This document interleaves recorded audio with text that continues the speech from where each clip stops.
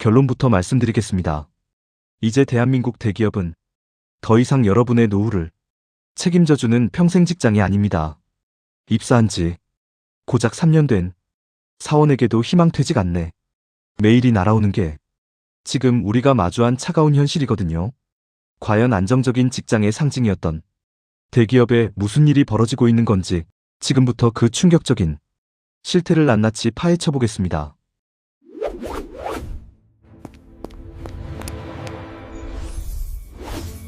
최근 2024년과 2025년을 관통하며 대기업들 사이에서 불고 있는 구조조정의 태풍은 과거와는 완전히 다른 양상을 보이고 있습니다.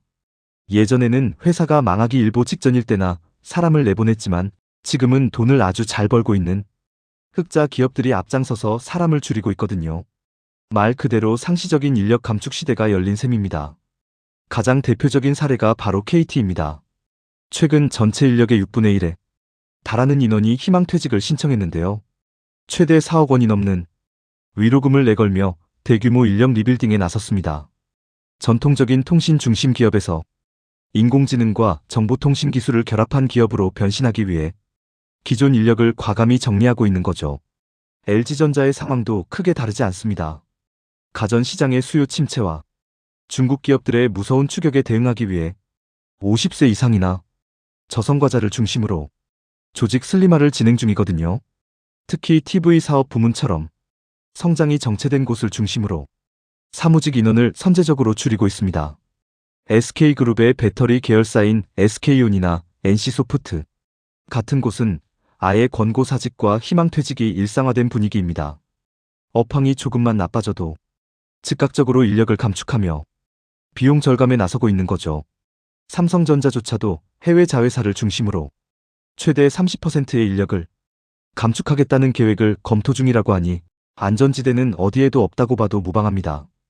그런데 여기서 정말 주목해야 할 점은 희망퇴직의 연령대가 급격하게 낮아졌다는 사실입니다. 예전에는 정년을 몇 년 앞둔 50대 분들이 대상이었잖아요. 하지만 이제는 입사 3년차 대리급이나 30대, 40대 과장급 실무진에게도 퇴직 압박이 가해지고 있습니다. 이른바 연령 파괴 현상이 벌어지고 있는 거예요.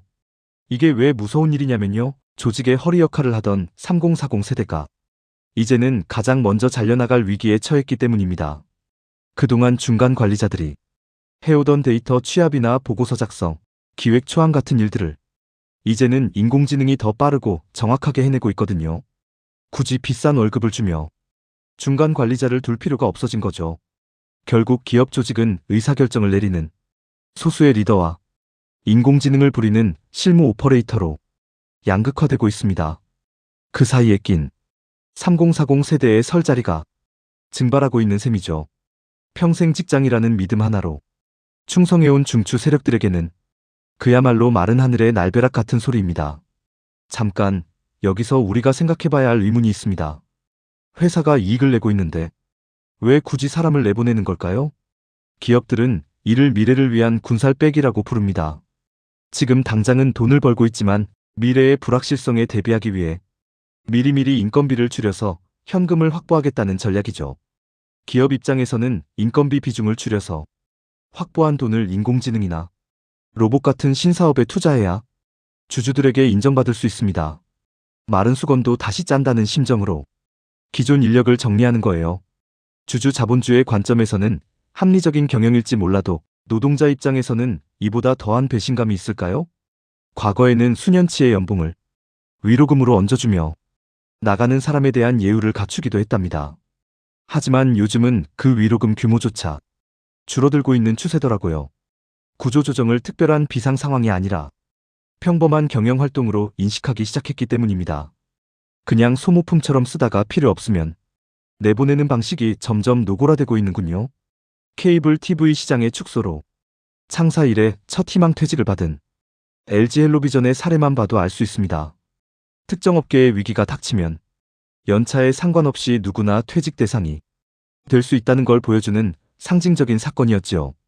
이제는 내가 다니는 회사가 흑자라고 해서 혹은 내가 아직 젊다고 해서 안심할 수 있는 시대가 아닙니다. 그렇다면 우리는 이 냉혹한 현실 속에서 어떻게 살아남아야 할까요? 가장 먼저 버려야 할 생각은 회사가 내 인생을 끝까지 책임져 줄 거라는 환상입니다. 회사는 언제든 나를 대체할 수 있다는 사실을 인정하고 나만의 생존 전략을 짜야 하거든요. 조직의 타이틀이 아니라 나 자신의 실력을 키우는 데 집중해야 합니다. 인공지능이 대체할 수 없는 창의적인 영역이나 복합적인 문제, 해결 능력을 키우는 게 무엇보다 중요합니다. 또한 하나의 직장에만 매몰되지 말고 다양한 소득 파이프라인을 구축하려는 노력이 필요해요. 이제는 평생 학습이 선택이 아닌 필수인 시대가 된 거죠. 계속해서 새로운 기술을 배우고 변화에 적응하는 사람만이 살아남을 수 있답니다.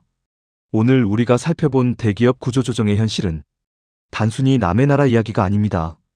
바로 우리 곁에서 일어나고 있는, 어쩌면 내일 당장 나에게 일어날 수도 있는 일이죠. 하지만 두려워만 할 필요는 없습니다. 현실을 정확히 직시하고 준비한다면 이 위기를 새로운 기회로 만들 수도 있을 테니까요. 안정이라는 단어 속에 숨어 변화를 거부하기보다는 스스로를 혁신하며 변화의 파도를 올라타시길 바랍니다. 오늘 전해드린 소식이 여러분의 미래를 설계하는데 작은 경종이 되었기를 바랍니다. 다음 시간에는 더 유익하고 날카로운 정보로 돌아올게요. 시청해주셔서 감사합니다.